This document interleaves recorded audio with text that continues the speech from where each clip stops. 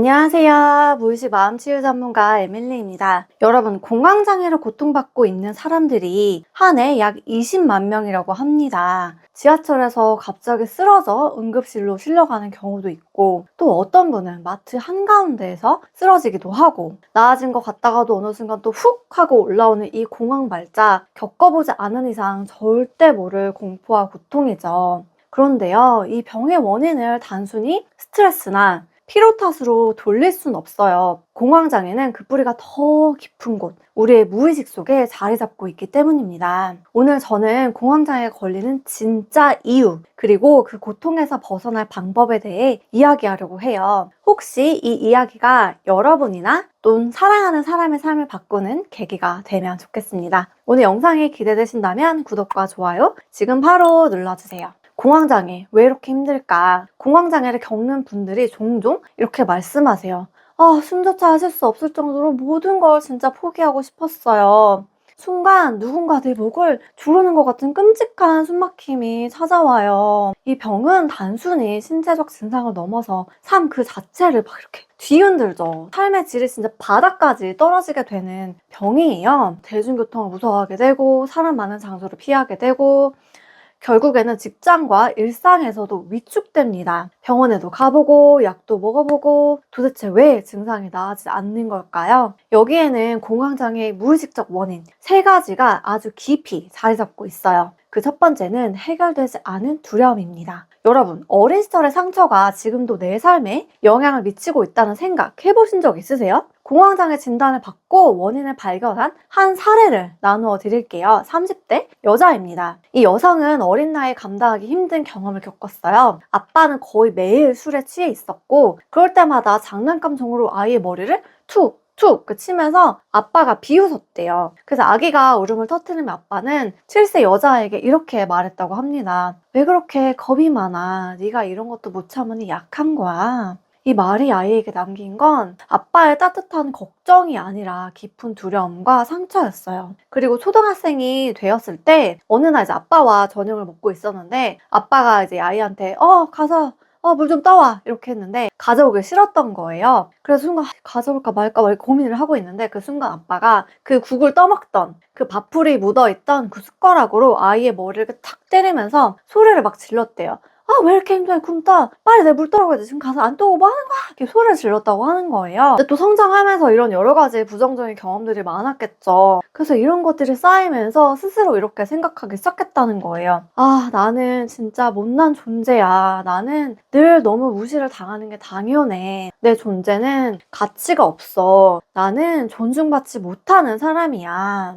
이렇게 차곡차곡 쌓인 두려움과 수치심은 성인이 된 이후에도 영향을 미쳤습니다. 그래서 사소한 비난 또는 남들의 무시처럼 느껴지는 막 그 시선, 그런 거를 볼 때마다 되게 막 위축되고 자극을 강하게 받고 너무 두려웠대요. 그래서 이 억눌린 감정과 상처는 성인이 되어서 공황장애라는 모습으로 드러나게 되었어요. 혹시 여러분도 스스로를 작고 보잘것없는 존재로 느끼신 적이 있으신가요? 어쩌면 그 기억이 지금의 불안을 키우는 무의식적인 원인일 수 있습니다. 두 번째는 통제력 상실이에요. 이 상실감은 뭐냐면, 내가 아무것도 할 수가 없어 라는 그 무력감에서 오는 두려움이에요. 사실 저도 어린 시절에 그런 무력감을 느꼈던 기억들이 있어요. 저희 부모님은 정말 바쁘셨어요. 늘 일에 지치고 피곤해 계셨죠. 저는 그런 부모님께 사랑받고 싶었어요. 그게 너무 절실했거든요. 엄마한테 사랑을 받으려면 내가 어떻게 해야 돼? 사랑을 받을 수 있을까? 엄마가 원하는 딸이 되면 사랑을 받을 수 있겠지? 라고요. 그래서 저는 제가 할 수 있는 모든 거를 다 했어요. 엄마가 좋아하는 그 착하고 얌전한 딸이 되려고 굉장히 애를 썼습니다. 제가 원하는 건 뒤로 밀어두고요. 하고 싶은 것도 꾹 참고요. 하고 싶은 말도 하지 않고요. 늘 엄마의 기준, 엄마의 기분, 엄마가 원하는 그 그런 딸이 되도록 항상 노력했어요. 그런데 저희 엄마 기준이 되게 높았어요. 그래서 아무리 노력해도 절대로 그 기준에 도달할 수가 없더라고요. 그럴 때마다 엄마가 저에게 하는 그 지적이나 꾸중은 저에게 정말 큰 상처로 남았어요. 나는 진짜 아무리 노력해도 엄마 마음에 들 수 없구나. 나는 정말 부족한 사람이구나. 그 생각이 제 안에 자리 잡으면서 저는 제 자신을 점점 더 작게 느끼기 시작했어요. 그래서 사랑을 너무 받고 싶어서 최선을 다했지만 그 도달할 수 없었던 그 벽 앞에서 무너져 내렸던 것 같아요. 그 무력감은 제 마음속 깊은 곳에 자리 잡은 두려움으로 남았죠. 물론 지금은 그 마음을 다 보고 해소를 한 상태죠. 자, 또 다른 사례인데요. 초등학교 1학년 때 한 아이는 부모님의 이혼을 경험했어요. 엄마는 떠났고 아빠는 아이를 이제 자기와 함께 살지 않았고 할머니 댁에 맡겼어요. 가끔 찾아왔어요. 그럼 아이의 마음속에 어떤 생각이 싹 텄을까요? 아, 엄마는 나를 떠났고 아빠는 나를 할머니 댁에 두고 그냥 가버렸어. 나는 엄마 아빠로부터 버려졌구나 라는 상처가 입혀졌겠죠. 근데 초등학교 4학년 해가 되던 어느 날 아빠가 젊은 여자를 새엄마라며 데려온 거예요, 할머니 댁에. 근데 더 충격적이었던 거는 그 새엄마 품에 어떤 아기가 100일 된 아기가 안겨 있었는데 그때 아빠가 이제 와가지고 딸한테 이거 네 동생이야. 이 여자는 네 새엄마야 라는 소개를 처음 했다라는 거예요. 그 순간 그 초등학교 4학년 아이는 마음이 어땠을까요? 어마어마한 정신적 충격을 받았겠죠. 나는 엄마도 나를 버리고 아빠도 나를 지금 할머니 댁에 맡겨두고 가끔씩 보는데 그 사이에 아빠는 새엄마를 만들었구나. 또 다른 동생을 배다른 동생을 만들었구나. 이제 그나마 내가 가지고 있었던 아빠의 연결감도 끊어지겠구나. 나는 이 세상에 철저히 혼자겠구나 라는 생각을 했다고 해요. 그 아이의 마음은 어땠을까요? 어떤 생각을 했을까요? 그 상황에서 내가 할 수 있는 건 아무것도 없다는 그 상실감, 그런 감정이 아이의 무의식에 깊게 자리 남아 성인이 된 지금도 불안에 영향을 주고 있습니다. 여러분도 혹시 이런 비슷한 경험이 있으신가요? 내가 할 수 있는 건 아무것도 없어. 모든 걸 내가 혼자 다 감당해야 돼. 나는 철저히 혼자야. 내가 그 어떤 것도 통제할 수 없다는 그 생각의 씨앗. 그게 공황장애가 될 수 있다는 거죠. 세 번째는 투쟁 도피 반응입니다. 자, 투쟁 도피 반응은 뭐냐면 우리가 이제 위험을 감지했을 때 즉각적으로 우리 몸을 비상사태로 돌리는 생존 메커니즘이에요. 만약에 우리가 맹수에게 쫓기는 상상을 해볼게요. 그럼 우리 몸은 어떻게 반응할까요? 살아남기 위해 모든 자원을 총동원하겠죠? 막 심장 빨리 뛰고 혈압 올라가고 근육 수축하고 이때 소화 같은 부수적인 기능을 일시적으로 다 멈춥니다. 몸은 완전히 싸움 아니면 도망 모드에 돌입하게 되는 거예요. 근데 문제는 뭐냐면 우리가 이제 맹수에 쫓기는 상황이 살면서 없잖아요. 그런데 내가 과거에 이런 비슷한 위험한 상황을 경험을 했다면 지금 현재도 그때 위협적이었다고 느꼈던 그 기억이 머릿속에서 반복적으로 계속 지금도 재생이 되고 있다는 거예요. 그럼 우리 몸은 어떻게 될까요? 지금도 계속 비상, 삐뽀, 삐뽀 하면서 그 상황이 있다고 착각하게 되는 거예요. 그러면 우리 몸은 계속 투쟁 도피 모드로 머무르게 돼요. 그럼 어떻게 될까요? 몸과 마음은 당연히 다 망가지게 되겠죠.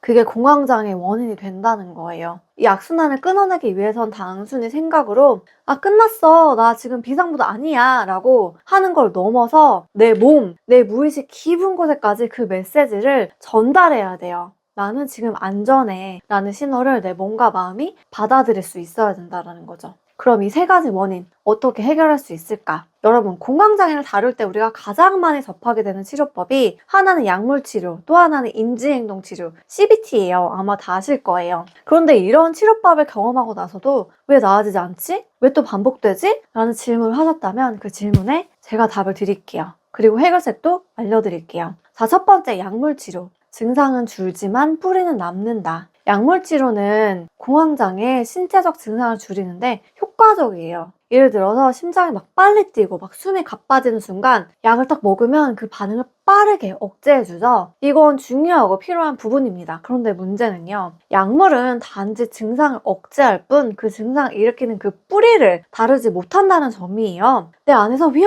위험해 라고 경고를 울리고 있는 그 무의식적인 두려움이나 너무 아파 라고 말하는 그 상처는 약물로 해결되지 않습니다. 그래서 약을 끊으면 다시 증상이 또 올라오고 또 약물의 부작용이나 의존성 문제도 고려해야 되겠죠. 두 번째, 인지행동치료 CBT. 인지행동치료 CBT는 공황장애 같은 심리적 문제를 다루는 치료법으로 잘 알려져 있죠. 주된 초점은 왜곡된 사고 패턴을 인식하고 교정하는 데 맞춰져 있어요. 예를 들어서 공황 막 발작 중에 이렇게 생각하는 경우가 있죠. 아, 숨이 가빠와.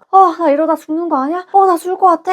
하지만 공황장애는 죽음에 이르게 하는 병은 아니죠. 그래서 CBT는 이런 왜곡된 믿음이 내가 지금 잘못 생각하고 있네? 라는 걸 깨닫게 해주는 거예요. 그래서 내가 현재 든 생각, 행동을 중심으로 접근해요. 근데 이렇게 감정적으로 억압된 나의 두려움, 분노, 죄책감, 수치심과 같은 정서적 문제를 다루진 않아요. 그래서 표면적으로는 증상이 조금 줄어드는 것처럼 보이지만 아주 깊이 억눌려 있는 그 원인이 해결되지 않아도 증상이 다시 빼꼼하고 올라오거나 다른 방식으로 표현될 가능성이 있습니다. 그럼 이 모든 것을 보완하는 치유법이 있을까? 네, 있습니다. 바로 제가 아는 무의식 심리치유 컨서스 코딩입니다. 그게 뭘까요? 컨서스 코딩은 접근에 차별점이 있어요. 단순히 증상을 억제하거나 사고의 왜곡만 바로잡는 게 아니에요. 컨서스 코딩은 이런 질문을 던집니다. 내가 왜 지금 이 두려움을 느끼고 있을까? 이 두려움은 내 안에서 언제 어디에서 시작된 걸까? 그리고 그 두려움의 그 뿌리를 쭉 타고 내려가서 그 뿌리를 탐구하고 얘를 그냥